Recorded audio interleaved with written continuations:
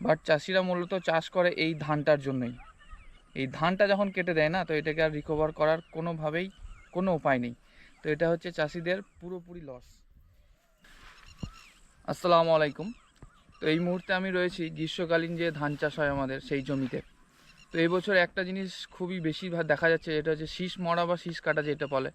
এটা সাধারণত মাজরা পোকার আক্রমণের জন্য হয়। তা এটা কেন এবছর বেশি হচ্ছে, কারণ এবছর মাজরা পোকার আক্রমণ এমনিতেই প্রথম থেকে বেশি ছিল, এবং তারপরেও শেষকালে যে মাজরা পোকাগুলো ধানের ওপর বসে, তো সেগুলো যখন ডিম পেড় দিয়ে চলে যায় এবং সেই ডিম ফুটে যখন তাদের লার্ভাগুলো হয়, সেইগুলোই মূলত এই শীষটাকে দেখতেই পাচ্ছেন কাটে। তো এটা মাজরা পোকার আক্রমণের জন্যই হয়, এবং এটা এতটা ক্ষতিকর কেন বলি আপনাদেরকে, কারণ নর্মালি যখন আপনার ধান গাছ কাটে বা পাতা কাটে, সেগুলোকে আবার সার জোর বা সময়ের সাথে সাথে রিকভার করা যায়। বাট চাষিরা মূলত চাষ করে এই ধানটার জন্যই। এই ধানটা যখন কেটে দেয় না, তো এটাকে আর রিকভার করার কোনোভাবেই কোনো উপায় নেই। তো এটা হচ্ছে চাষিদের পুরোপুরি লস। তো এটা থেকে আমাদেরকে খুবই সাবধানতা অবলম্বন করতে হবে। আর কিভাবে করব সেটা আপনাদেরকে একটু জানিয়ে দিই। এটা কাটার মানে বেশি কাটার, কম বেশি সবাইকেই কাটে, তো এটা আমাদের বেশি কাটার মূল কারণ হচ্ছে আমরা লেটে ধানটাকে রোপণ করি। তো আমরা মোটামুটি এবছর যেই তারিখে ধানটা রোপণ করেছিলাম, ফেব্রুয়ারির ফার্স্ট উইকের পর, তো এতটা দেরি আমাদের করা যাবে না। আমরা যদি ভালো ফলন এবং এই মাজরা পোকার আক্রমণটা থেকে বাঁচতে চাই, তো আমাদেরকে মোটামুটি জানুয়ারির শেষ দিকে ধান পোঁতা কমপ্লিট করে দিতে হবে। তো এটা যদি আমরা করতে পারি, তো এই আক্রমণটা থেকে অনেকটা রক্ষা করা যাবে। এবং এবার আপনাদেরকে একটা ক্যালকুলেশন বলি যে এটা কি পরিমাণ ক্ষতি আমাদের চাষিদের করছে।